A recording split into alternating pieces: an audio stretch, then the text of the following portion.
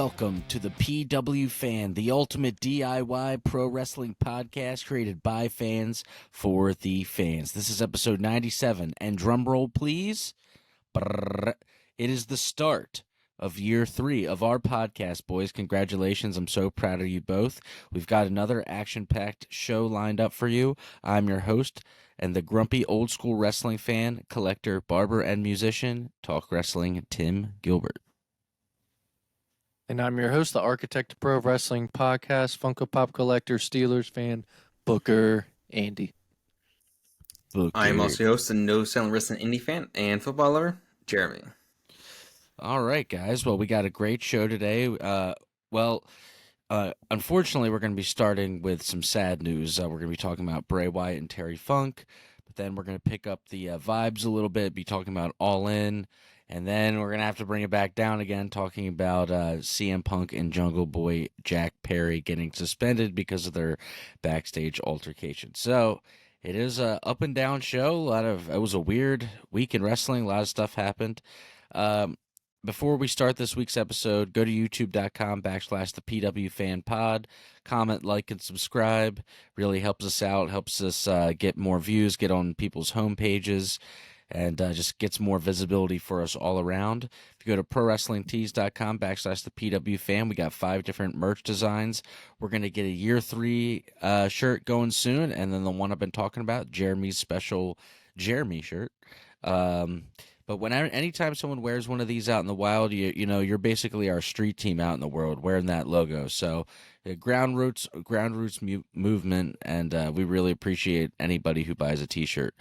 For all other social media, you just look up at the PW Fan. Don't forget to follow, like, subscribe, leave a review, all that stuff wherever you like to find us. And stick around to the end of the show where we'll be talking about my classic show of the week. All right, before I pass it over to Andy and we start talking about a bunch of stuff, I wanted to take a moment myself to remember the late great Terry Funk, who we just recently lost last week, and we did also tragically lose Bray Wyatt this week, and that's going to be a big focal point of today's show, is Bray Wyatt passing. But before we get into Bray, I wanted to make sure that we give the legendary Terry Funk some respect on this show, because I don't want his death to be overlooked. So being the old school wrestling fan that I am, I wanted to bring you some accolades of the Funker himself, all right, if you guys don't mind. And I got them all ready here to go. So first of all, for the NWA Heavyweight Championship, Funk won this title twice, in 1975 and in 1977. The ECW World Heavyweight Championship, he played a crucial role in popularizing ECW, and won the ECW World Heavyweight Championship in 1997. For tag team, he won the titles with his brother Dory Funk Jr. and Cactus Jack McFoley. He's a hardcore icon, helped pioneer the hardcore wrestling style, gaining a reputation for his brutal and intense matches, and he did a lot of work in death matches in Japan as well. So not only could this guy work and do great old school wrestling, he also was a pioneer for some of the stuff that, people like with Jon Moxley, and even some of the stuff I don't like.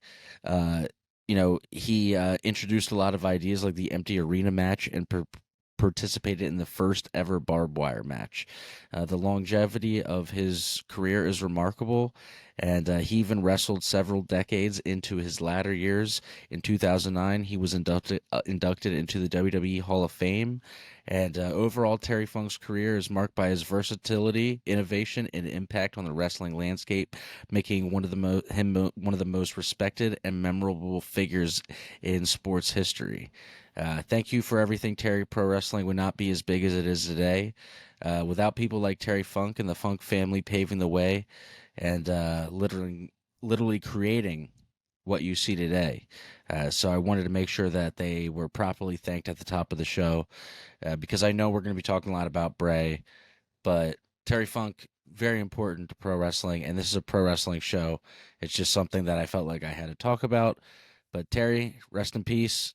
We'll see you on the other side. Thank you for everything that you did for pro wrestling. Andy, I'm going to pass it over to you. We got a heavy rest of the show, man. There's a lot going on. Pay-per-views, more passing. So So yeah, I believe Terry Funk passed, and then the next day, Wyndham Rotunda, aka Bray Wyatt, ended up passing away. Before we get more into that, I want to go over some of Bray's accomplishments. He was a one-time WWE champion. If you guys remember, he won at 2017 Elimination Chamber. He was a two-time Universal Champion. I believe both were as his Fiend character and the Bray Wyatt like Firefly Funhouse. That's when he would have like the Fiend Championship look. He was a one-time WWE Raw Tag Team Champion with Matt Hardy, and then a one-time WWE SmackDown Tag Team Champion with Luke Harper, aka Brody Lee, and Randy Orton. I guess during that time, as the group, they like switched off who held it because it was like the three of them. Three. Yeah. And I also read that it was like Superstar of the Year or at the WWE Year-End Awards one year.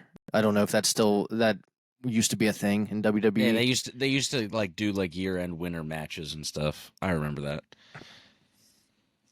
So I was kind of away from wrestling when he first came onto the scene, but so did he start in FCW or was it NXT then? No, it was he FCW, started but it turned into NXT. Yeah, FCW turned into NXT. He started all the way back with Seth, and I mean, there's And Roman and literally anybody that you can think of. so that's he was a main one of event Dusty's guy kids. Yeah, he was one of those guys. All the generation of wrestlers that we see right now on the main roster, and a lot of the AEW guys, this was a really hard loss for all of them. And I mean, obviously, it still worst doesn't for his feel family real. and children. Like but the more I think about it, it's terrible. Yeah. So what he started as kind of like the Bayou Swamp Mm-hmm. Yeah, like the cult character. leader. The That was Yeah. probably my cult favorite. leader. That's probably my favorite. What do they call it? Like, it was an introduction to him when they did like that documentary style footage, and they like went to the swamp area. So that was your Like, favorite, that was like And the then coolest one. the favorite incarnation of the character. Yeah, because then also like I don't even remember when he came to Raw and he was like, they were heels, but like the way he was talking and like the things he was saying, like people started cheering him over time. It's cool to watch. So after that, I believe he became the Eater of Worlds kind of character, which wasn't that far off from the cult leader. A kind of little bit, character. just a little bit And more that- supernatural, a little bit of alterations to certain things. He lost the Hawaiian shirt and went more with like a like scarier look, I guess you could say. Yeah, he got rid of he's got the whole world in his hands at that time, right? Like he stopped saying it as much. Yeah, So I which think is that I was think he like, stopped saying he would still come out with a lantern. Like there was a lot of the stuff that he kept from the previous. yeah, It was more of like an evolution of the previous yeah. kind of thing. And then he went away for a little bit. We didn't see him for a while. And then he would come back as the Fiend, which got over very quickly. Finn Balor being his first opponent for the Fiend, which that'll play into later in the show when we get to SmackDown. And then he got released a couple years later, and when he came back, I don't even know what to call the gimmick, just besides calling him Bray Wyatt. Yeah, well, remember when he first came back that first night, he was like, "This is just me."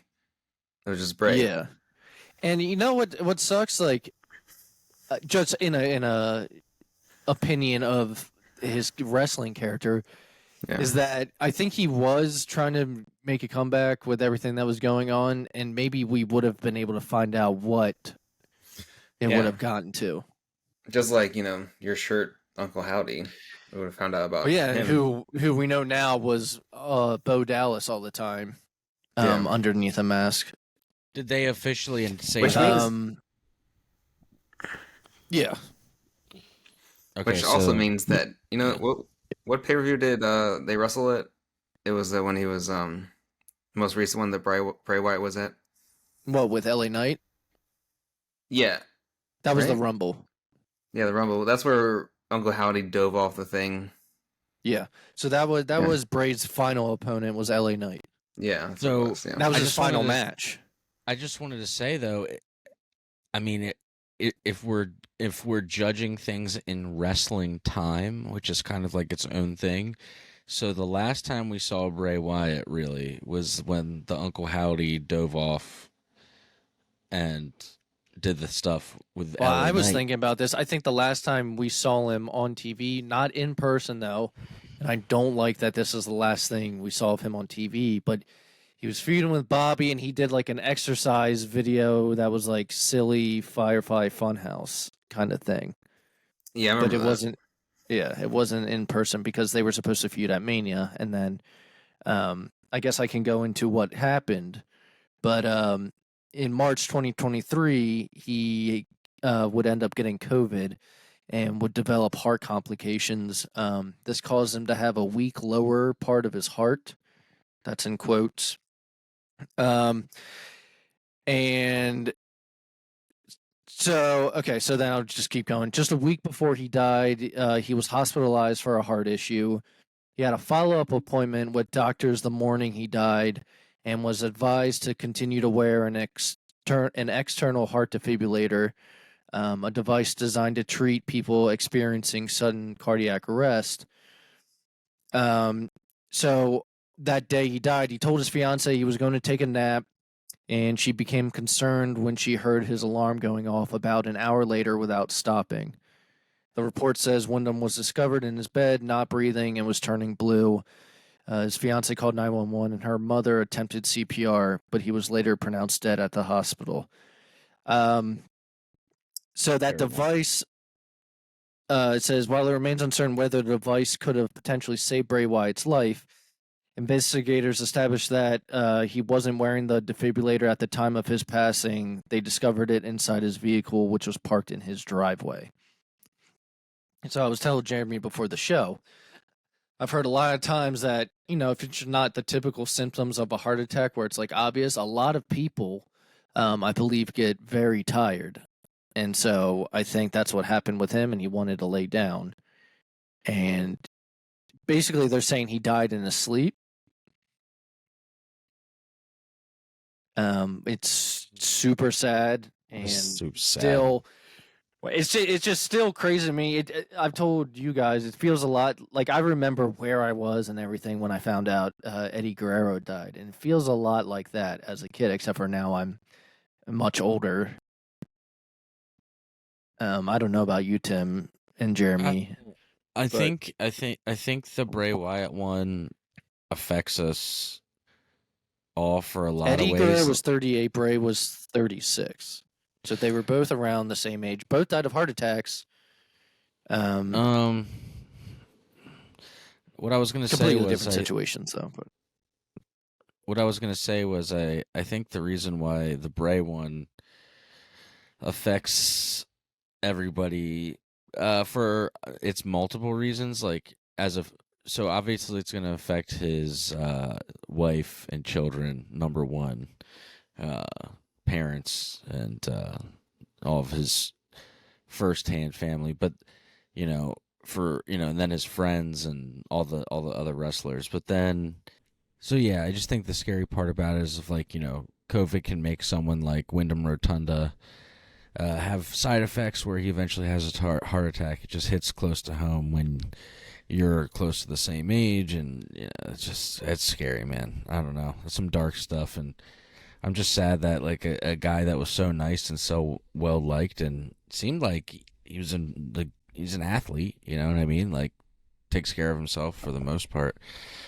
So it's just scary stuff. But you have anything to add to the whole thing, Andy?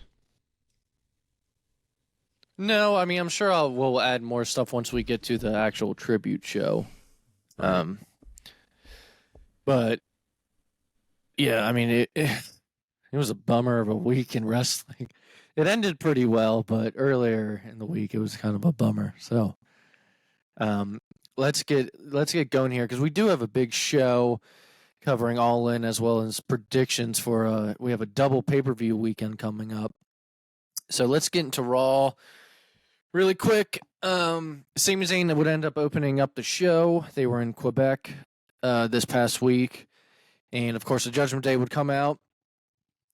And they would have a back and forth between him and Kevin Owens would eventually come out as well and address the crowd and address the Judgment Day.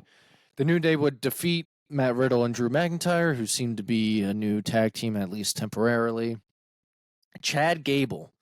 All right, I can't say enough about Chad Gable. We've talked about him before. Chad Gable would defeat Gunther He's on in an fire lately. Intercontinental Championship match. He's on fire. He defeated Gunther in an Intercontinental Championship match, but it was via countout. Therefore, Gunther would retain. I think, and I might be correct if I'm looking at it. No, it hasn't been announced yet. So Gunther does not have a match at Payback yet.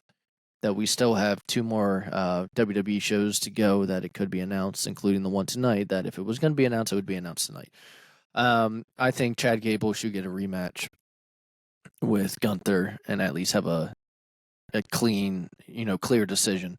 But it was a grade A match, very good televised match. Chad Gable, it's fantastic, and we all know Gunther is great as well. So if you hadn't had a chance to watch that match, I would. It was very, very good. If you are still unsure about someone like Chad Gable, Rhea Ripley would defeat Candice LeRae, and Nakamura would end up having in a sit-down interview, and would end up basically mentioning what he would end up whispering in Rollins' ear the week before, which was that he knows about Rollins' bad back, which apparently is like a half truth. Rollins does have back issues, so it basically he said it to him that he knows about it as a threat, almost like he's going to be aiming for it. Kira Tozawa would defeat The Miz on Raw due to interference with LA Knight, since The Miz would interfere with LA Knight, I believe, the Friday before. Becky Lynch was interrupted by Trish and Zoe, and they would get a match set once and for all. Hopefully the final one between Trish and Becky in a steel cage match this Saturday at Payback. Chelsea Green and Piper Niven, the now new paired up team ever since Sonya Deville got hurt. I did want to add in that the reason why we are going through the shows quickly this week is because we are not a show, that goes on. We're not a 3.5 hour show. We're an hour long show. So, maybe one day, maybe if we can one make day, this be our job, guys. We need more listeners. We need, you guys, we need a lot of stuff. we need help. We need help from the people. I would love it to be our job. From our soldiers out there, right? The PW soldiers. It's our dream. But great. PW club for life. But it's one of those things where Andy's going to have to get through some of the stuff because we just have, with the unfortunate passings and All In and then All Out coming next week, it's just a big show. So Andy, continue on. Payback and All Out next week. Yeah, do predictions, and I don't even know if the cards are finished. But I can't believe, if you had told 13 and 10-year-old or 11-year-old you and 13-year-old me that, hey, you're going to be doing this podcast and you're going to have to watch like an insane amount of wrestling, I'd be like, first of all, I wouldn't even know what that meant. I wouldn't know what a podcast was, but it wasn't even a thing. Wasn't even a thought. I don't think at that time. All right, you ready to get into Dynamite? Which AEW this week was go home shows. So yes, I was all tangled up in my wires like a puppet in strings. So the Elite would end up facing Bullet Club Gold, but it would end in a no contest. Renee and MJF would have an interview talking about MJF and Adam Cole's match coming up.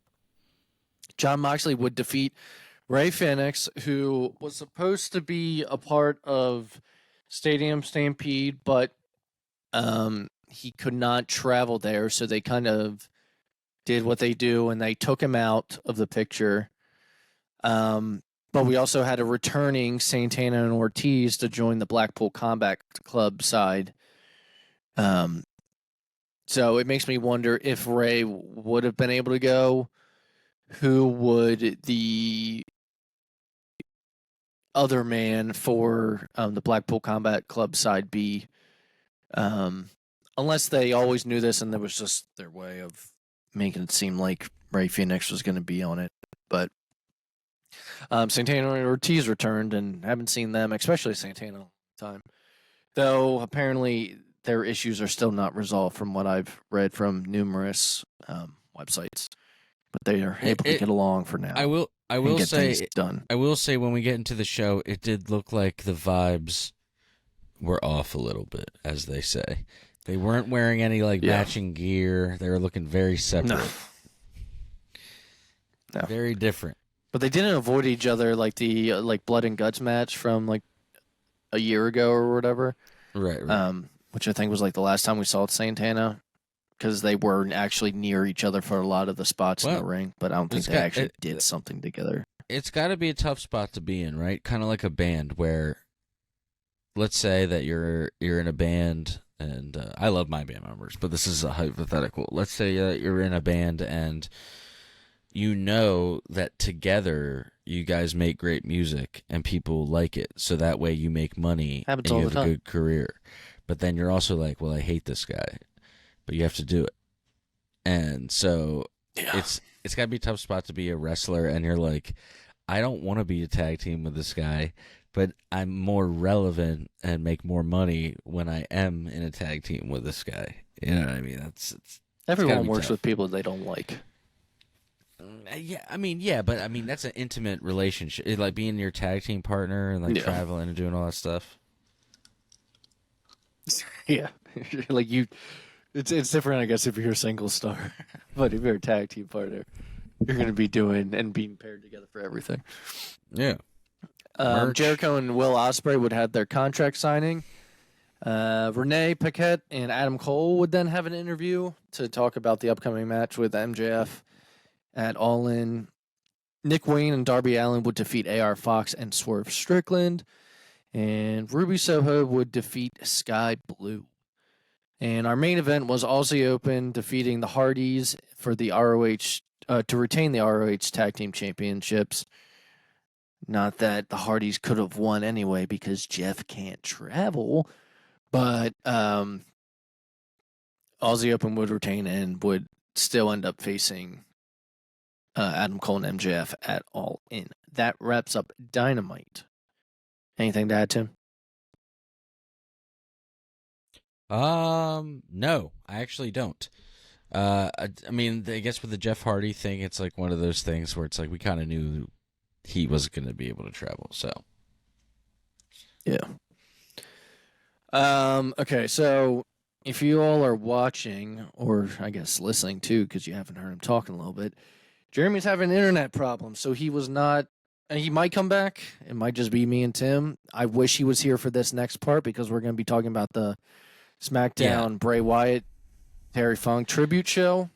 Yeah, and if you notice, and Jeremy's a hell of an editor, and he does editing like that for a living. If you for whatever reason besides me stuttering, you notice any choppiness in the show, it's because we lost Jeremy at one point. Then my stuff got disconnected, so we got it all back on track now. But this is too important of a show to try to either do a different time or whatever. So Andy and I are going to carry the torch. Let's get going, buddy. All right, SmackDown this week. It was reported by, I saw Ringside News, but it was many websites that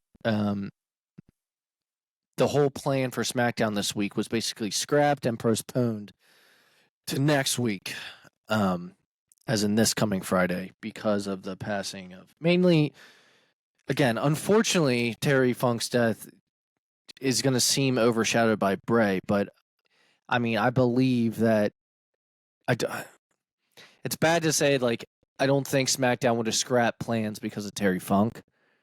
As much of a important part of wrestling he is, I think Bray Wyatt's passing is more close to home to the people that are working, and that's which why.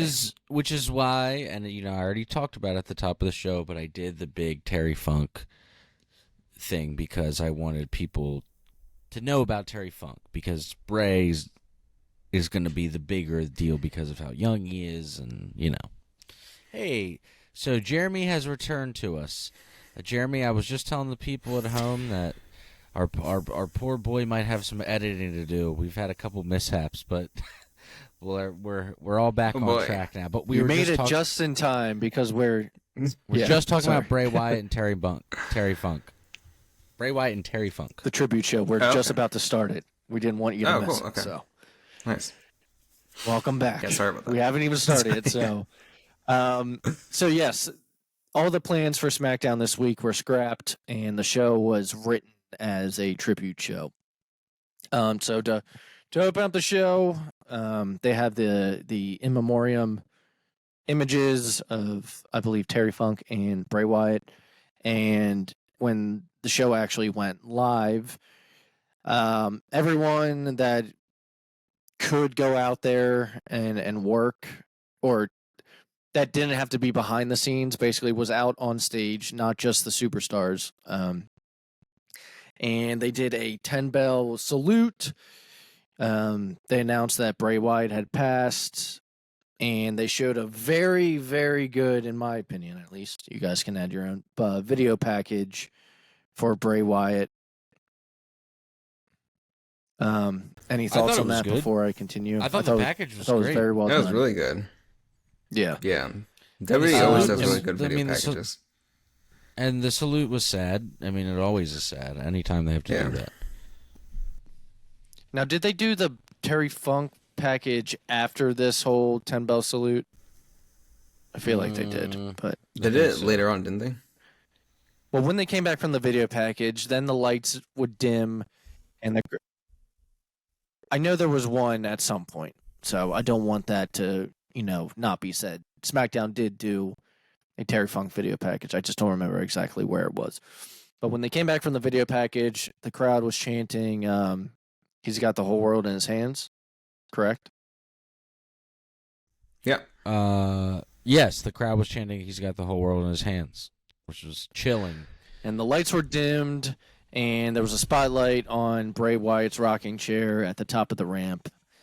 Some faces that we saw that maybe we haven't seen in a little while was Braun Strowman, who I believe has been hurt, and now with injury. He was at the front of the stage, and so was Eric Rowan. They brought him back in just for the night. So that was a nice touch. So after that, our opening match saw us see Rey Mysterio defeating Grayson Waller. And then there was our first of, I believe, like 6 maybe, Bray Wyatt vignettes throughout the night. It was different parts of his career. You could scan the QR code and watch the full videos. Some of them being his return. The first, I think, vignette with the whole cult leader gimmick. His win at Elimination Chamber when he first became champion, just stuff like that. Then we had another match. Io Sky would end up defeating Zelina Vega, and Cody Rhodes would come out. I know we're cruising through the show. But whether you love him or hate him, and this is what I feel bad that I always bring these guys up as reference, but even two harsh critics like Corny and Brian Last, like, whether you don't like him or you loved him, like, there's never going to be another Bray Wyatt. Like, there's never going to be somebody that did what he did. Like, it's almost like the Heath Ledger, like, Kurt Cobain kind of, like, he had that thing and no one else can do that thing. Only he could do it. Well said. Sorry, guys, trying to figure out where I was at. But no, that was well said, Tim. So Cody Rhodes, who normally is on Raw, came out and this was kind of the main Terry Funk part of the show, but he came out to pay tribute to one of his dad, Dusty Rhodes' greatest rivals. And, you know, he paid tribute with respect and admiration, you know, that you would kind of expect from someone who has been in the wrestling business basically since he was born, or been around the wrestling business, I should say. He would tell a story about being in the airport with his dad, and Terry Funk came up and called him an egg-sucking dog. And so he had a lot of nice things to say about Terry Funk. And so that was the focal point of Cody Rhodes' segment during this. Right after that, though, we would have a Terry Funk Hardcore Tag Team match with Street Profits ultimately defeating the Brawling Brutes of Rich Holland and Butch. And then we would have our main event, which would be LA Knight versus Finn Balor. LA Knight being Bray's last match and last completed feud. And That then was a nice way Finn to do Balor, it. Yeah, and Finn Balor being Bray's first match as the Fiend. But before that started, LA Knight had a nice promo talking about Bray.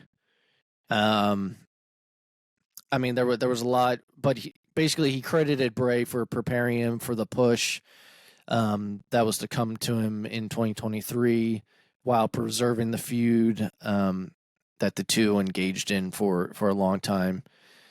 Some quotes he was saying was, "Sometimes our greatest foes can be our greatest helpers." And he said he was getting me ready for anything.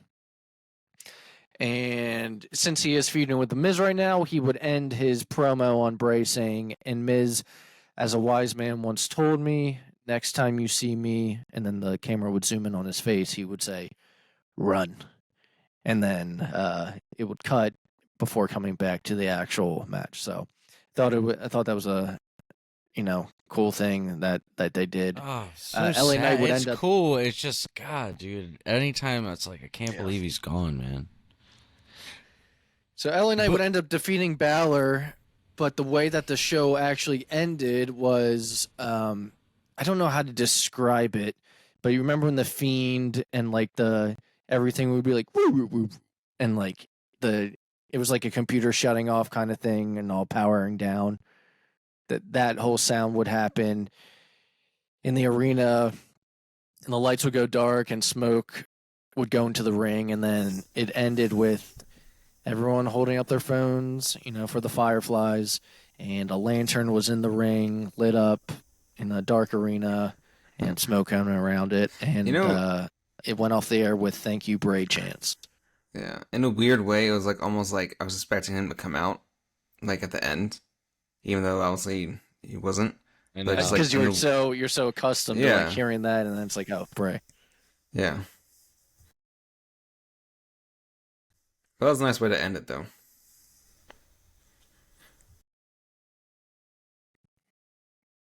Yeah. Anything to add before we get into Collision really quick? I didn't cover Rampage this week. I watched Rampage, but I didn't think there was anything. Yeah, there's nothing on Rampage. Just two quick things from Rampage. Again, like I said, AEW this week was go-home shows. Collision. Eddie Kingston, Orange Cassidy, and Penta. Oh, sorry, Collision. Eddie Kingston, Orange Cassidy, and Penta would end up defeating Butcher Blade and Kip Sabian. Eddie Kingston would end up running to the back at the end and cut a promo while he was looking for the Blackpool Combat Club. He would end up coming in a promo. And I like how he ended it. He went through every member of Blackpool Combat Club and saying what he was going to do to them.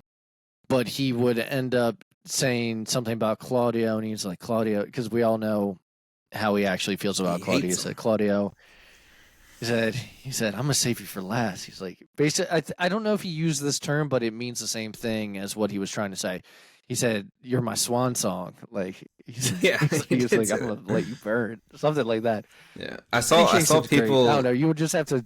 I can't do it justice, but yeah, I saw people really joking on Twitter of like, they're like, "Can someone tell Eddie Kingston that it's fake?" I think it was our main event, but Hook. So the main event of Collision though was Hook teaming up with Sting, Darby Allin, and CM Punk and they would end up defeating Brian Cage, Jay White, Swerve Strickland, and Luchasaurus. That wraps up Collision and all of our weekly shows. If you guys don't have anything to add, we can jump straight into All In. Let's go. In. Okay, before we get started, it was according to attendance, 81,035 paid tickets. Tony Khan during the press conference said there was like 1,000 or so comped tickets, and then you also had people working there. So he said for people in the building, it was probably about close to 90,000. But I believe for paid tickets, it was the biggest wrestling show even past WWE in history. That's insane, isn't it? Am I wrong? Isn't that what was said? I believe it That's was. right. Yeah. Correct me if I'm wrong. But biggest wrestling event in history. According to them. Yeah. No, that's right. WWE's not going to want to be topped. Yeah. So I can see a Wembley Mania in the future. Let's just say that.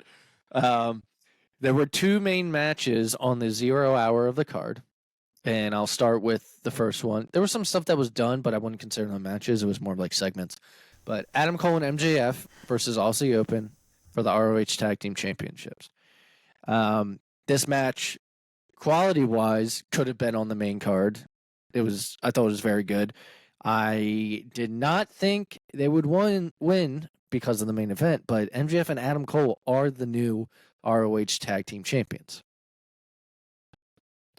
So, any thoughts on the match, or just keep plowing forward? I didn't see it coming either. Like, I had no idea what they were going to do, but I didn't think they were going to win.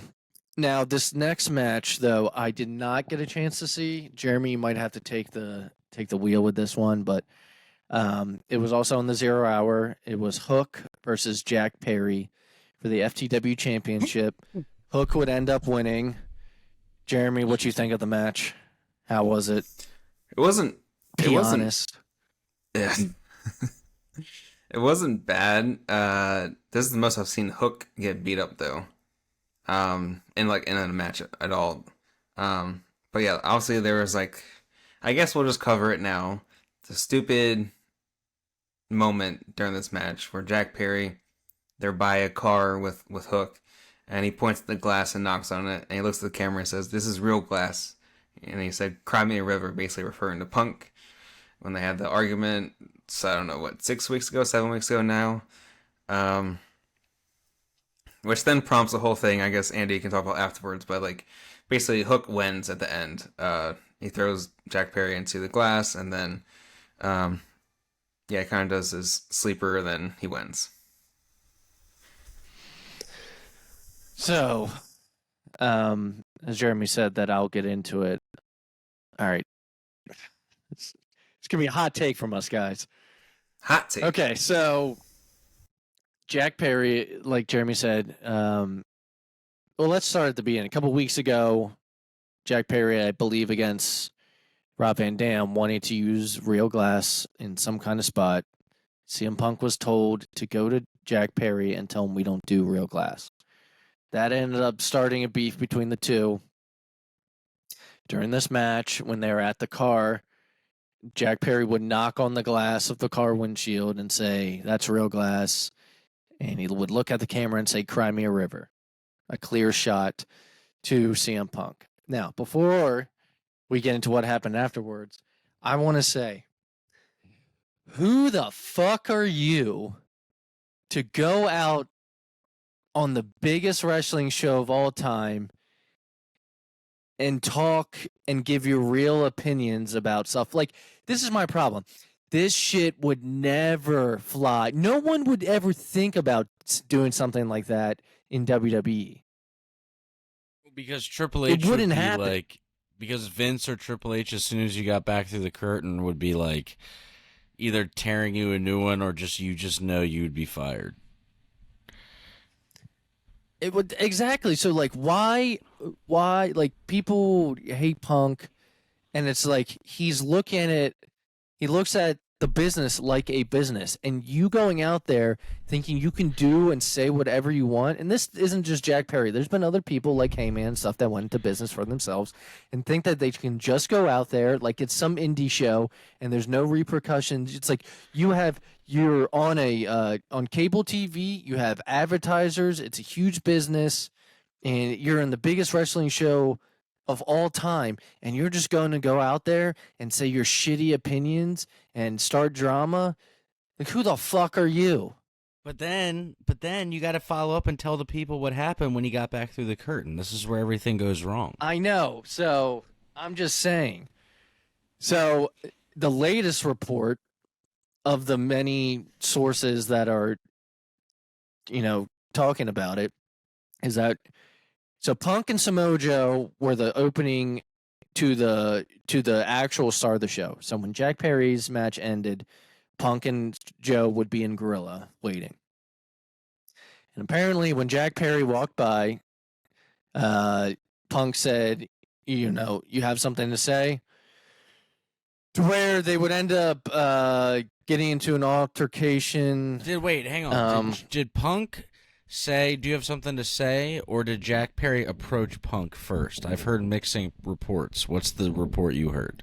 The latest one is that I heard that he said, do you have something to say? Can you guys, is there anything you heard differently? That's what I heard. It says, okay, here's the latest report that I found. I heard the same thing. It says Punk was waiting in the gorilla position before the show went live for his match against Samoa Joe. When Perry entered the area, walked up to him. Punk initiated the verbal exchange. He walked up to him first then. So even if Punk... He walked up to him. If a guy comes up, think about this scenario. If you're standing there and a guy comes up and gets in your face and is staring at you, what are you going to say to him? You're going to say, you got something to say? That's just a normal response. I'm just reporting the reports. So... so Perry entered the area and walked up to him. Punk initiated the verbal exchange between the two, asking Perry if he had something to say. And the conversation quickly escalated, leading to Perry asking Punk to, quote-unquote, do something about it. This is when Punk shoved Perry. Perry responded by shoving Punk back, and then Punk put him in what is being described as a chokehold. We're told Punk viewed putting Perry in a chokehold as a way to neutralize the situation. As he's a trained fighter and does not want to have to fight Perry, no punches were thrown as far as we know.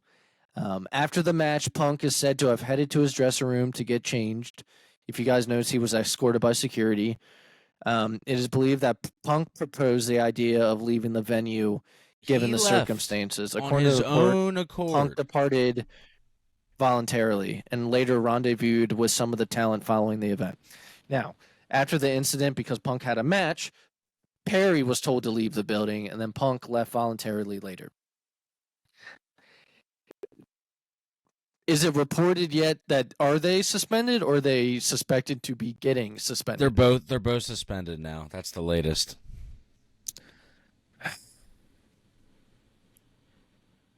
I stand by what I said. Who the fuck are you? Because if he never went out there and said the thing that was clearly a direct shot at Punk, none of this would have happened. Why do you got to poke at the least now nest? There's a big wasp yellowjack nest up there, and you're just taking a stick. Do you and think he swatting feels why protected by his buddies? I don't know. From PWG? Dude, here's the problem: is Jungle Boy's homies with Tony Khan. Tony Khan loves CM Punk. Tony Khan's a fan of wrestling and young, and is not going to put the hammer down on any of these guys. Like, there's no way.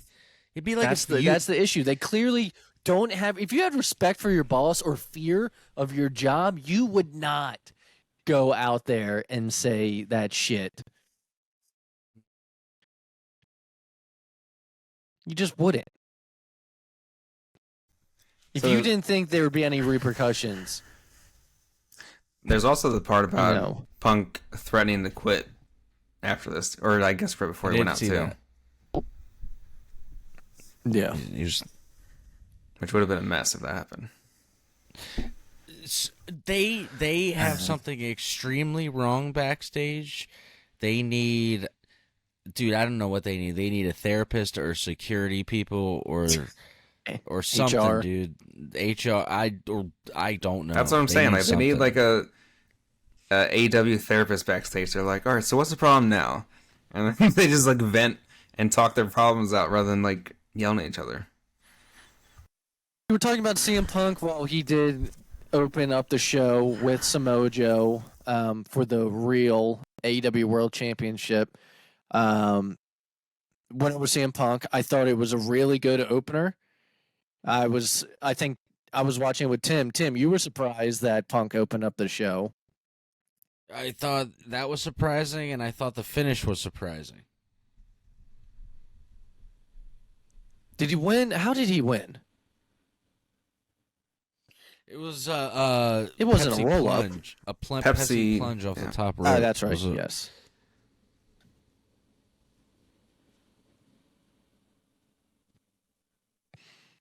Yeah, I forgot that when we were watching that, you were kind of surprised that he did that off the top rope. Yeah, Punk won. I mean, I think we all kind of expected him to win. And I thought it was a good opening contest. Unfortunately, I thought that I want to start by saying I thought the show overall. Jeremy had texted us. I thought the show overall was the best AEW pay-per-view I've seen in a long time. Mm-hmm. Thoughts, Tim? Would you agree? I thought it was a great card, but it's hard to say. It's like, are we only saying that because there were so many people there? But I did think it was a good show. Well, before we continue with the matches, I told you that the way it was filmed and everything just felt different and it felt more professional. I hate to compare it to say it felt like it was filmed like a WrestleMania.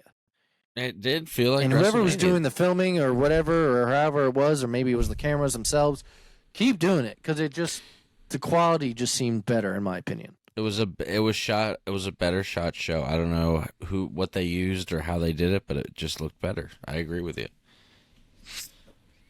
So after that, our second official match of the card was Takeshita and Jay White and Juice Robinson of Bullet Club Gold would end up defeating Kota Ibushi, Kenny Omega, and Hangman Adam Page when Takeshita would roll up Kenny Omega. Now, usually, I think if you listen to this podcast enough, it's not that I'm not a fan of six-man tags. I'm not a fan of six-man tags in AEW because a lot of times you can't tell who the legal man is. And was it this match, Tim? JR just was saying some funny-ass shit. Dude, JR is the I don't know if you remember. He just would say stuff like, he'd be like, the ref can disqualify people. And then he'd be like, I have no idea who the legal man is at this point. Just like funny. I think he was like, there was like, who's the legal man? And JR was like, does it matter? Just JR. They were just everywhere. Dude, JR is hilarious. What you think of this match? It was fine. I don't like six-man. No. I thought there were moments when it was just a one-on-one with people. Like every time that happened, like say Jay White and Kenny or Yeah, there were some cool moments. I that's a great way to put it. There was like some one-on-one moments that I'm like, oh, this could be a cool like actual match. Not that it's not an actual match, but a cool singles. Yeah. So I enjoyed it. I still think, if we're going through the lineup right now, CM Punk and Samoa Joe is the better of the two matches. But then we had a match that I know you were excited for, FTR versus the Young Bucks for the AEW Tag Team Championship. I thought FTR. this was really good. No jokes. I'm not going to make fun of the Young Bucks or say anything snarky. It was good. I liked it a lot. Well, when I was at your house watching it with you, I think I made a remark that is kind of like, when I like the Bucks when they're having what feels like a regular wrestling match. Well, it seems against like people like After FTR. seeing it, it seems like they can do with the right team. They can do a real, what I feel like is like a real wrestling match. But man, I don't know. Maybe they think is wrestling. but maybe they think it's boring or it's just not their jam. But they can do it apparently. So this was supposed to be the rubber match between the two teams. FTR would end up defeating the Young Bucks and retaining their AEW Tag Team Championships. Okay, next. Now, before I get into it, the pay-per-view started at 1 p.m. Me and Tim waited till we got together later in the night to watch it. Fortunately, I go to Tim's house, we hang out a little bit. We didn't get to start it till late. So we had to skip a couple matches, which I would end up watching those skipped matches today. But at the time of watching this, me and Tim only saw like the first 15 minutes of Stadium Stampede, which is the next match we're going to talk about. I would end up finishing it, but I think Tim can talk about what he actually ended up seeing. So Stadium Stampede was the Best Friends, Chuck Taylor and Trent Beretta team out with Orange Cassidy, Penta, and Eddie Kingston against Wheeler Yuta, Claudio Castagnoli, John Moxley, Santana, and Ortiz. All right, Tim, what did you think of what you had seen so far, or what you were able to catch of Stadium Stampede? Let's go through some of the things. One, Trent Beretta got the shit beat out of him constantly in the first 15 minutes. Yeah, we were destroying my man. We were cracking up about that. I'm not a fan of the spot that seems to be prevalent on the indies lately that Moxley did with the skewers. With Penta. Skewers sucks. Skewers in the head. I'll just go over the other thing that bothered me during the match, and it bothered Jeremy too. I'm not putting in words in his mouth. Me and him talked about this before we started recording. It was there's stuff going on in the ring, and then they do a split screen of other things that's going on like backstage and stuff. It's too much to focus on. I felt like it was the least offensive at times because there's so much stuff going on.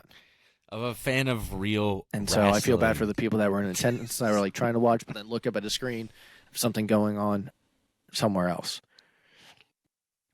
I will say, out of all the Stadium Stampedes, this was probably the one I liked the most after watching the whole thing. Whoa there, buddy.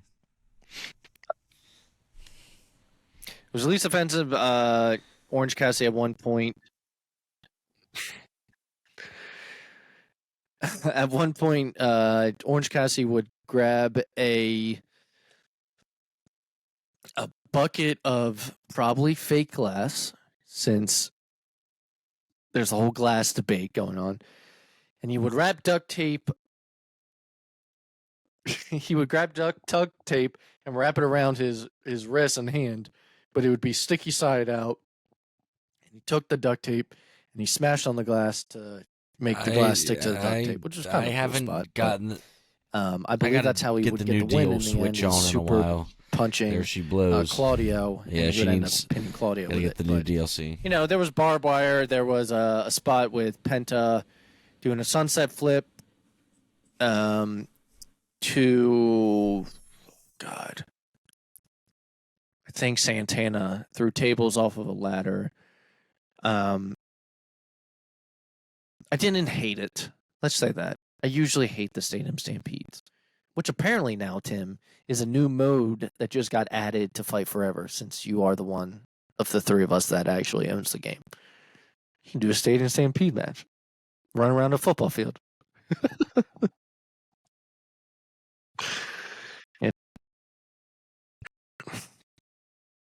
Tony Khan talked about it during the press or the media scrum afterwards. He talked about the new addition to the game. So Best Friends, Orange Cassidy, Penta, and Eddie Kingston would end up getting the win because Orange Cassidy would end up pinning Claudio. Again, didn't hate it. I just thought there was things that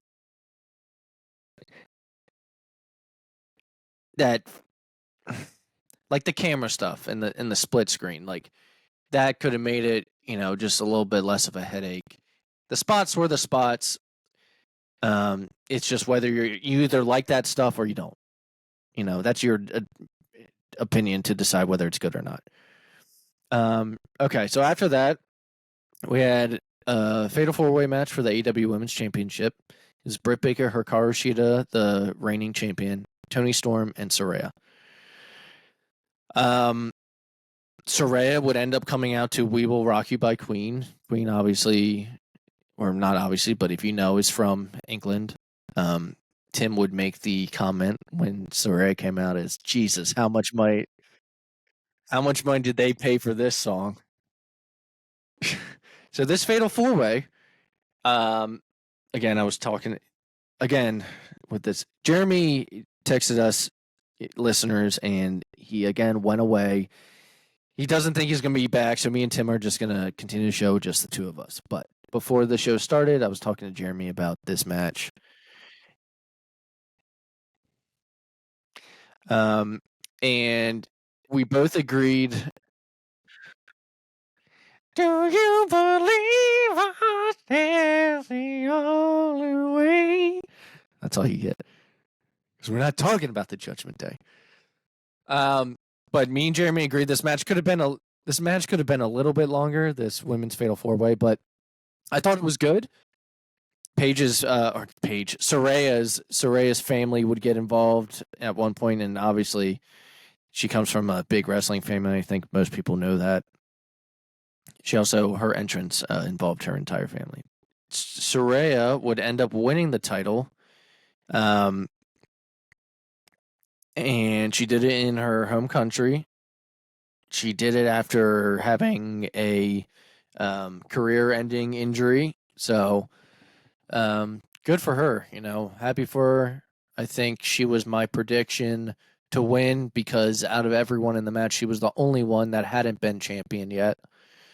Some of the story in the match was her and Toni Storm not getting along.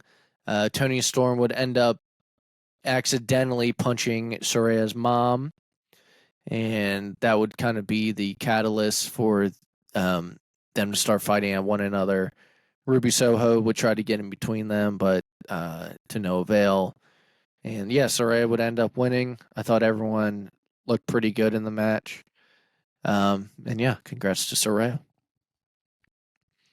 Then we had Darby Allin and Sting defeating Swerve Strickland and Christian Cage. This was probably my least favorite match on the show. There was just, not that it was bad. I was watching. There was nothing that did it for me. I watched it today. He is killing himself. He actually looked pretty good in this match, though. Darby Allin is the one. He did a coffin drop on. It was supposed to be 2 Swerve. Coffin drop from the turnbuckle to the outside of the ring while Swerve was laying on the coffin. Swerve moved, and Darby would smash onto the coffin on his back. And this wasn't like the wooden flat coffins like WWE used to use back in the. This is like a real coffin, and that thing just dented, dude. And did no give. He just flat backed onto it.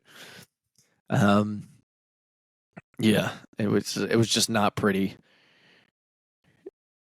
But yeah, like I said, Darby and Sting would end up winning. It was probably my least favorite match, though I didn't hate it. It's just in comparison, if I had to pick one. Okay, so this next match, me and Tim were pleasantly surprised with, I think, Will Ospreay and Chris Jericho. For Jericho, remember, there were some spots where you're like, God, you like didn't know Jericho could still kind of move. You're like he channeled his WCW cruiserweight. He had flashbacks. You said.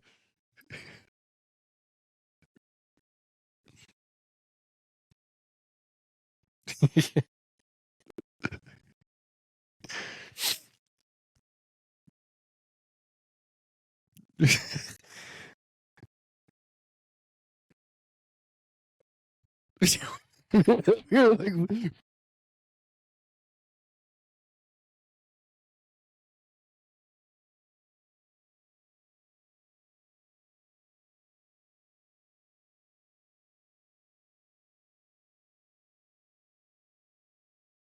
Bro.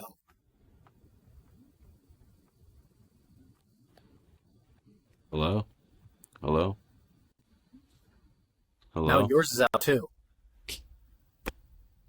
Hello? Is mine working? We're almost done, G. Yours is off. Yours is off, I think. You want to just keep doing it like... Oh, my God.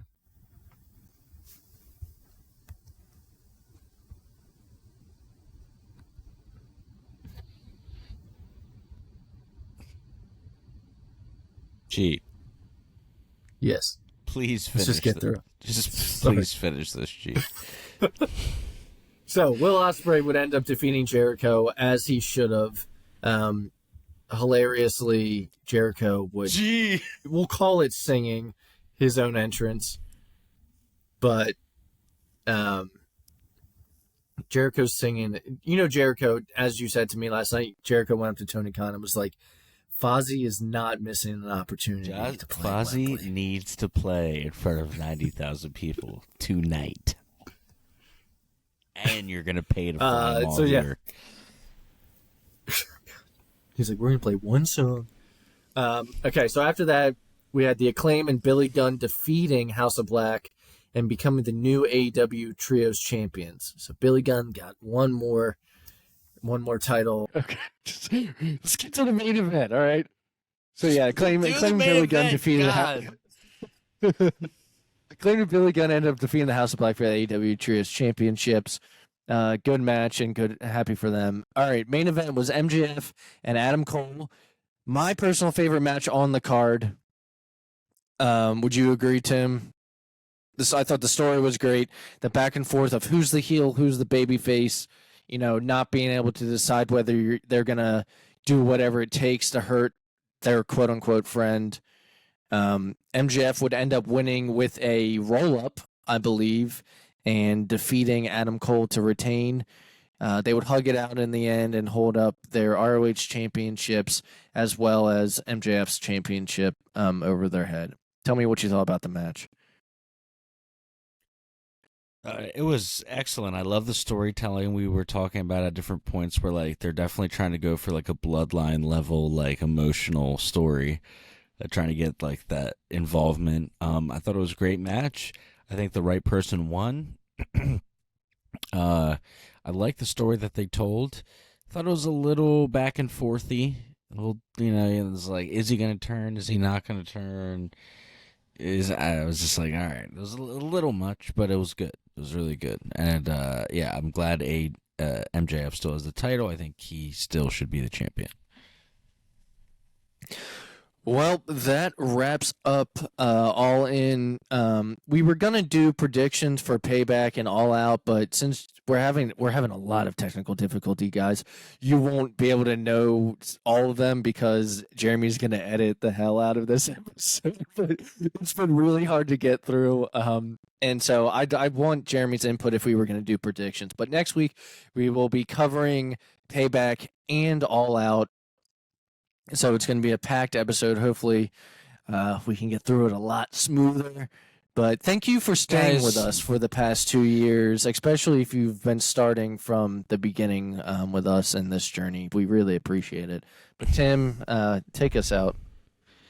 Nah, I just wanted to say thank you. Like the past 2 years has been so fun, and we've had a lot of funny episodes. We got Bro coming back for episode 100. That'll be exciting in a few weeks. I think it's in like 3 or 4 weeks, so that'll be really cool.